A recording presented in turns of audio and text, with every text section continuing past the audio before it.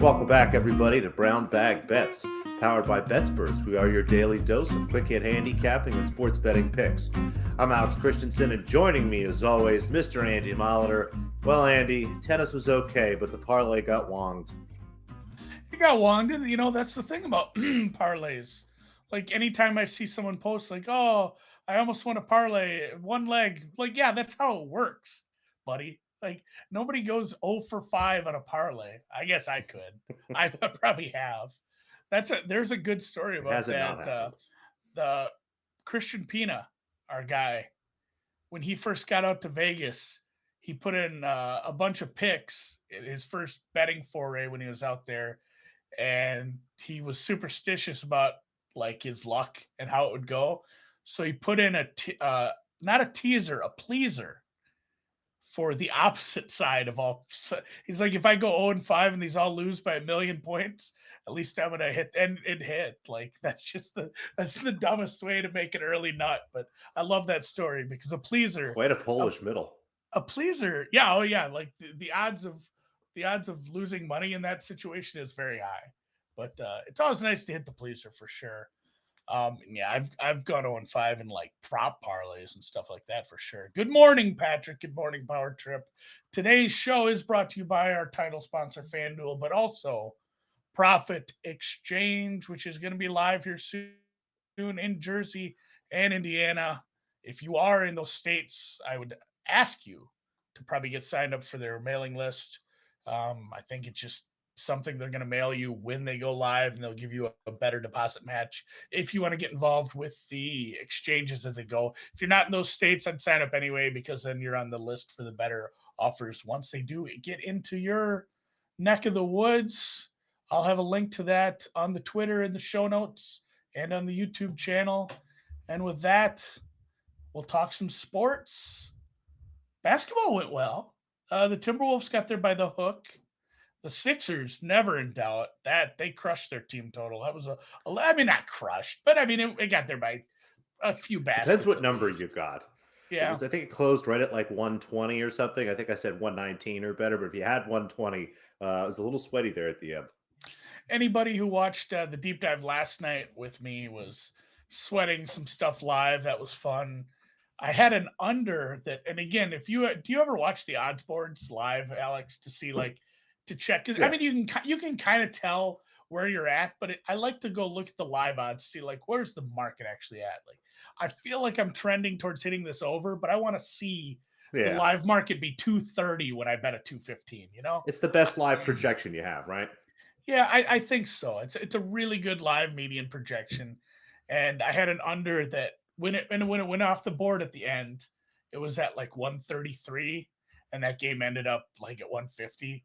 The team started falling down 15 points with like 2 minutes left. It was very tilting. That is maybe the worst part of doing an evening show is watching children foul each other in a game that has gotten away from them. I mean, it was an 18-point lead with like 3 minutes. That's one of those that's supposed to just cruise to the end. Like let's both go home and call it a day. So that was annoying, but I did end up having a winning night overall, 4-2. Furman Future died on a crazy last second basket. This is March, whatever you want to say. That was I lost my future, but like that's what I live for. Like that's the fun part of this time of year is like some small school hitting I don't know, how far is the 3-point line away from the basket, like in general. Let's say you're taking a not the top of the key, not the baseline, but the middle part. Like in college it might be different, right? Yeah, in college it's a little bit shorter. I'm looking it up. So the NBA it's 23-9, and then NCAA I think it's 20 foot 9. So 20, yeah. So it's like a 25, 26 footer with two guys in his face with no time left, down by two. And I mean, the net barely moved on this three to win the game, to win the conference, to go to the tournament. Like that's the stuff that does make like there's a lot of shitty college basketball for 6 months. And there's a lot of shitty college basketball to come yet in some of these tournaments, but that is the fun part. I mean, he absolutely drained it, and Chattanooga deserves that auto bid. Good for them. Sorry, Furman. Today, though, I have some picks again. I haven't put them in on the app yet because I've been super busy with golf life. I'll get to that in a second. But just more unders, except for one, I guess. Wright State, more unders in that conference tournament. Delaware under 133, Wright State under 135, Jacksonville under a very low number. This is an odd game. So Bellarmine is not eligible to go to the big dance. They haven't been Division 1 long enough. For some stupid reason, some of these conferences let teams play in their conference tournament who are not eligible. If they win this game, they can't go to the tournament. But the way they set this up, their opponent, Jacksonville, wouldn't either. They will not just give it to the runner up, they will give it to the regular season champion in Jacksonville State, who Jacksonville just defeated in the semifinals. So there's some bar trivia for you if that happens. Like Bellarmine's live to win this. This is not. I'm looking at the side in that one. I think this is maybe a little bit of a later game. Maybe I misspoke. It could be 4 p.m. game. Yeah, I think Bellarmine's actually favored here. So you have a team favored to win the conference tournament title game who cannot go. I don't understand what the motivation was to do this, but weird situation today. Not something you see in a lot of leagues. So I took the under there. It has gotten steamed a little. You could have got a better number this morning. I didn't either. UTSA is my only over for the day. That is, I think that might be an early game too. We do have some day basketball. I know it's not Alex's A10, but we have the ACC tournament starting today. So you'll have some not good teams. It is like the play-in round where the bottom teams play to get to the seeds that have the buys. But there's some good ACC games starting. You have some MAAC starting early this afternoon, and then a few other conferences will go tonight. But the UTSA Southern Miss game, I have over 138 in that one. This is I don't. These aren't good teams either. This should be a bad game. I just need the defenses to play like they normally play. And then FIU is my only side. I think I got my only side yesterday with. I doubled down on a future I had in UNC Wilmington +2. They Uncta. won. They won Uncwa. Unqua. Uncwa. They did win outright. They'll take on Delaware. That is the under. I have. I'd like UNC Wilmington win that game for a future, but that is an under there. The only the FIU Marshall game. So I have FIU +3.5 in that game. I don't rate Marshall nearly as high as the market. Only side for tonight, and that is it. 5 picks. I like it. We're It's going to running be a out of games. totally awesome day. I think so. I really do. Well, it's good that you took a lot of totals. I went in a different direction with the big boys. Oh, shit. How many games we got today. tonight? How many Just games we got 6, tonight? and apparently I like half of them, which is, that's never a bad sign, right? Well, I'm looking at the schedule, and the first one for you, instant cross-off, Pacers. That's not a game you could get involved with whatsoever. Nope.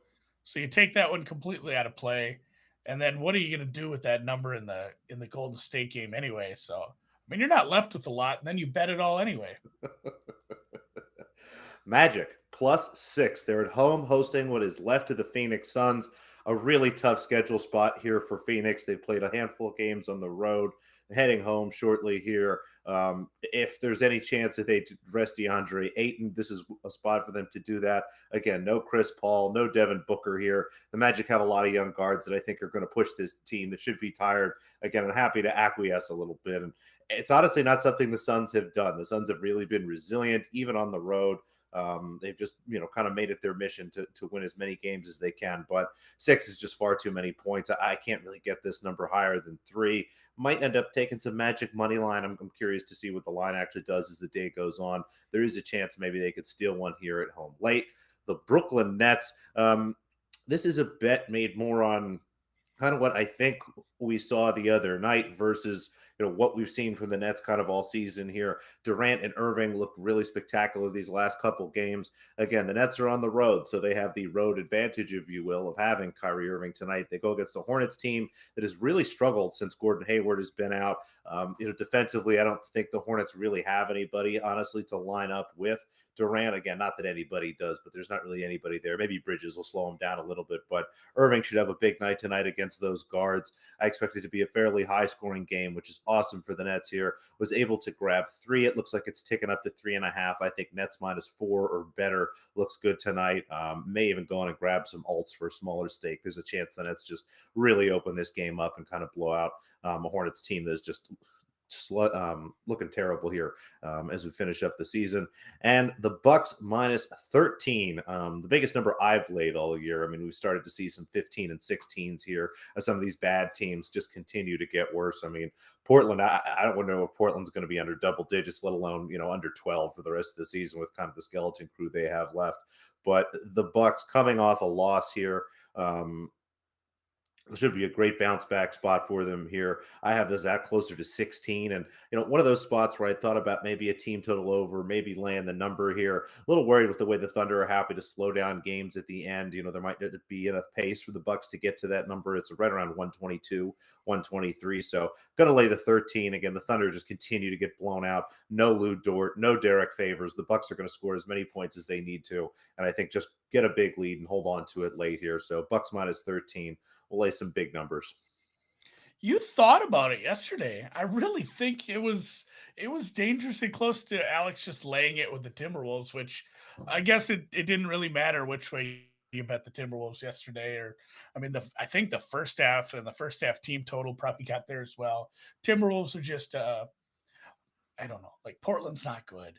That's just kind of my daughter asked me that last night. Funny enough, like she still talks about the game. She enjoyed going to the game so much, and she brought that up.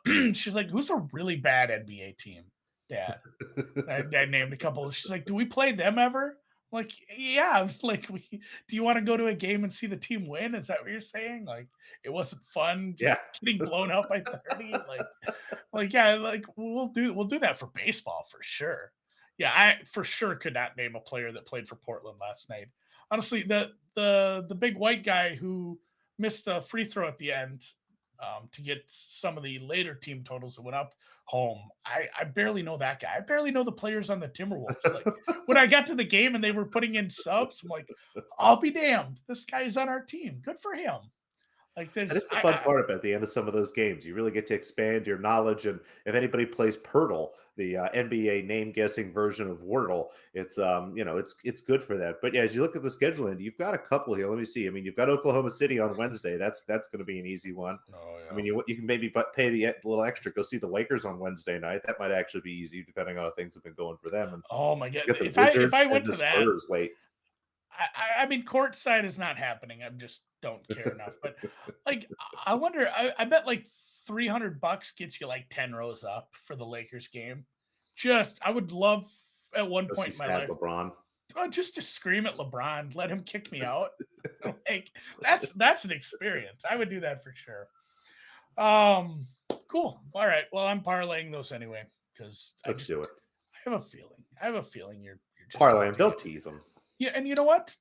Before we get off of NBA, because we're gonna do some other promotion of some other properties here too. NBA this Wednesday for the deep dive. We wanted to get to this the other week, and I mean, Drew, he just gets talking, and suddenly it's been an hour and 10 minutes, and we're not getting to something. But I did want to. I had a lot of questions about Darko and Drip and some of the other analytics sites that NBA you have for the NBA right now, how they're used, adding some context to them. I think a lot of that stuff is probably misused. You see that a lot with baseball stats, I think. So I have a ton of questions on, just uh, using some of the stuff that's available on a player level, which is awesome. And when you're looking at NBA stuff and getting some context to it. So Alex and Drew are going to be on the deep dive. I mean, Drew always is, but Alex is going to join and help Andy. It's going to be the one of those episodes where it's casual NBA Andy just Teach interviewing Andy people. basketball. Yeah, teach Andy because it's interesting. I really do love seeing advances in stats and analytics in any sport. I know there's so much that you can't just take it and black box it and do whatever you want. Like there is some steps you have to take on your end to make sure you're using the data right and not being that guy. So excited for that. Normal time tomorrow. Check that out. It's on the same YouTube channel.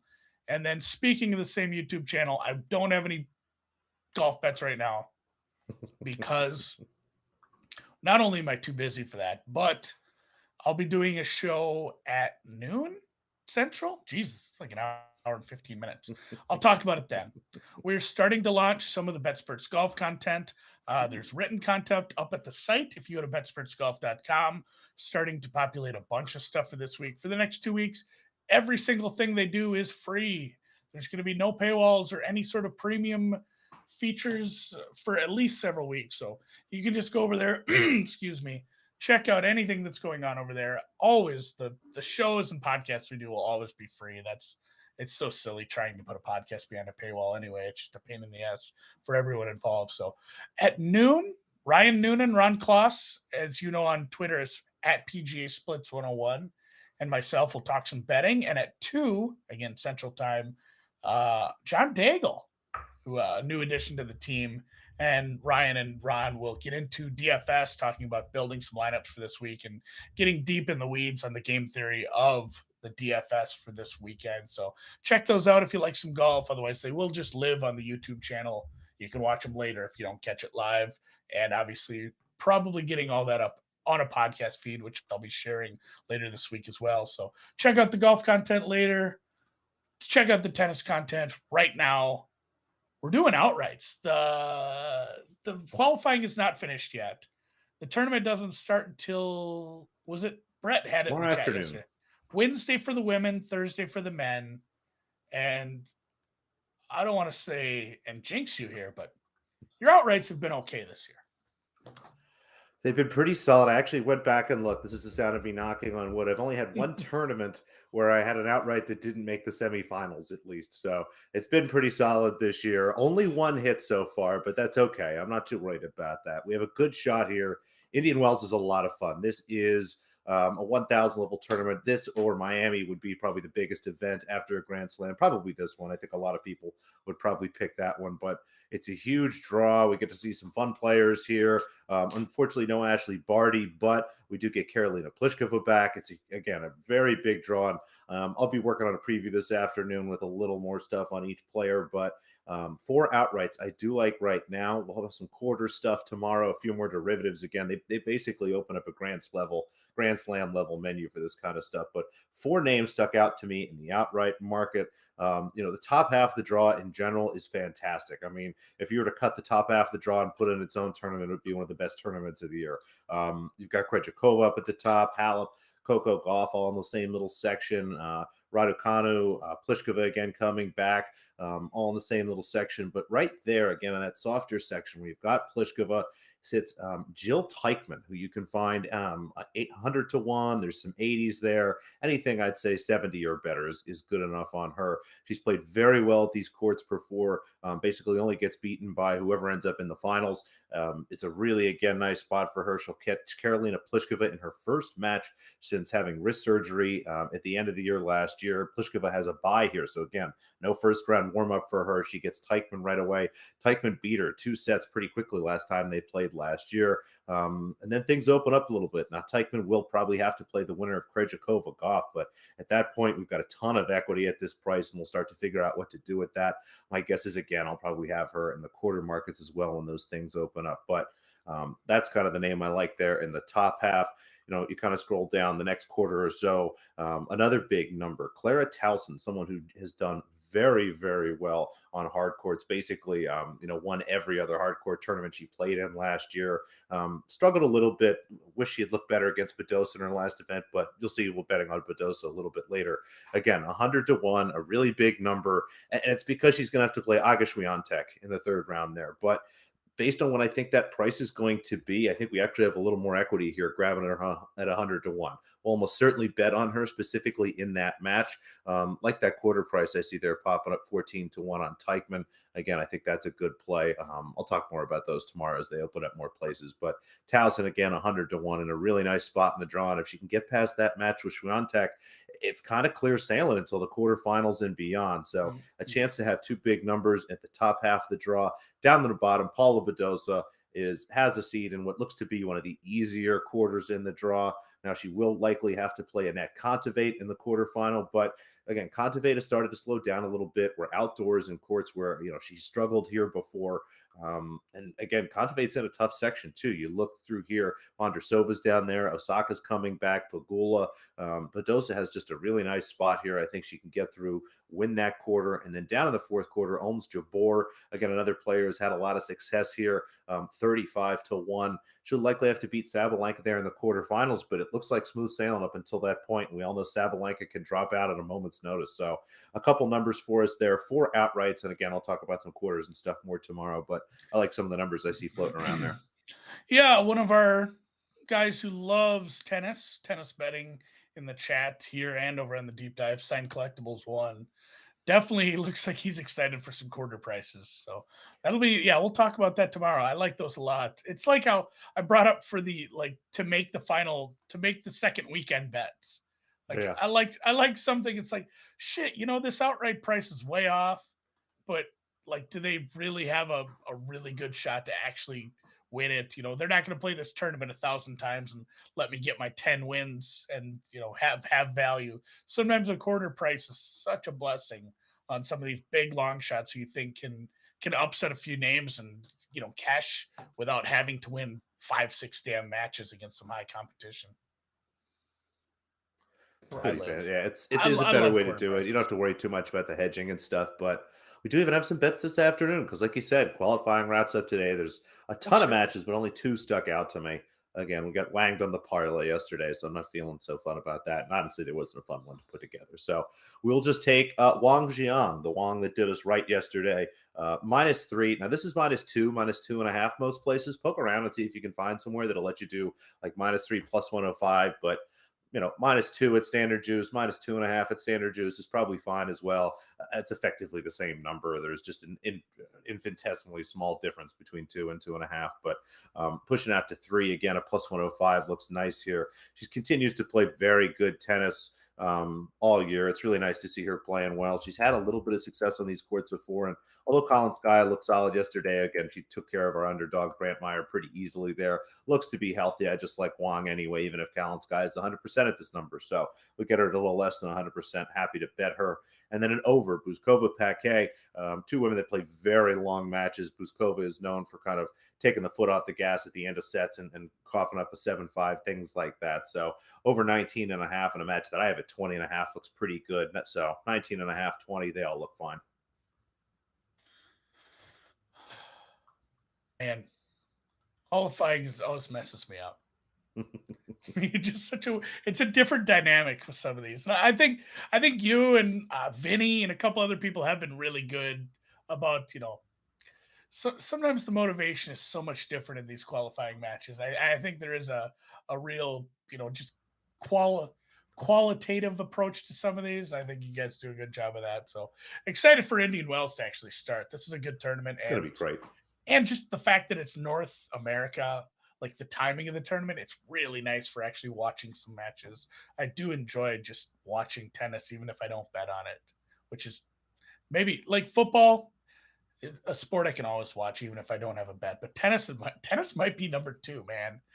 I just enjoy watching the it's a nice back sound and forth to of it that. too. Yeah, it is just aesthetically pleasing in general, and obviously some of these places they play are so nice. Speaking of places they play, all over Europe for Champions League, 2 matches today. Really only liked one, but I have this weird tick where if I bet one and there's 2, I gotta pick them both. So just in general, I'm either red hot or ice cold in these. Either they all win or nothing wins, and it's either in embarrassing fashion or it's like I took a team to win the first half money line -110 and they're up 4-0 at the break. So Either it works or it doesn't. Today, Bayern first half over 1.5 in the second leg of the Bayern Salzburg rubber, whatever you want to call it, the second rubber. What do you call it in Davis Cup? Second tie of the rubber. That's what we say. Either way, it's the second leg. They are 1-1 on aggregate. Bayern is not in the business of being out in the knockouts this early, and they will be at home for this. I'm looking for Bayern to truck stick this team like they should have on the road. And this could be, hopefully, this is just Bayern like 3-0 at half. 3-0, excuse me. Sorry, soccer aficionados. But it is a spot where the Bayern team total over 2.5 is like -200. Bayern is expected to score early, score often. I bet if you look at a Lewandowski any goal scorer prop, it's probably a big minus number as well. So this is this was a just a quick first half play I liked.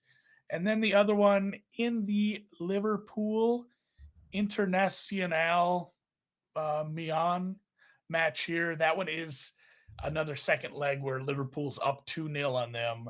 Inter obviously has to probably be pretty aggressive on the attack here. I looked at both teams to score. It was like -160. Maybe I can't say that like that's value since I have no, qualitative model to show like what the actual odds of each team to score are. So I'm not in a position to say that you should play that anyway. I might be parlaying that with something else, but I did want to tickle Inter to score first. They have been in decent form in league play, and I think the offense is clicking. I get it's probably not a coin flip for them to be the first scorer. Liverpool is very, very good, very, very dangerous, but they are also sitting on a 2-0 aggregate lead at home.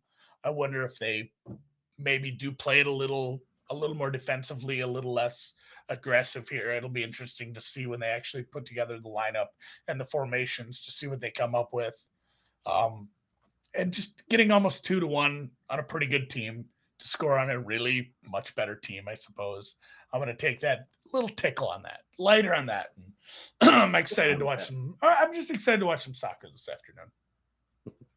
It is. That's what I mean. Between Champions League today, Champions League tomorrow, I assume, and then we got Indian Wells. All it's just I'm not going to get anything done. Yeah. Oh, I know. Nothing will be done. Indian Wells right into Miami is See you guys in a week. such a good stretch of tennis. I said that to Drew last night too. I said probably my favorite stretch of tennis. I like Miami more, but fuck, Indian Wells is no slouch. Like this The is Sunshine this is Double, baby. yeah, very good stretch. And then also, hey, we have the college basketball tournament, the NBA playoffs right around the corner, the Masters in a few weeks. We have the horse racing. It's a beautiful time to bet on sports. Unless you play for an NFL team, then please take it easy. In general, take it easy anyway. Congratulations to Tom Brady for Aaron Rodgers' contract. Yeah, good job, Aaron Rodgers, and good job to you guys. Hit the thumbs up on the way out. Thanks, Alex. Thanks, Dan. Thanks, everybody, and we'll see you tomorrow.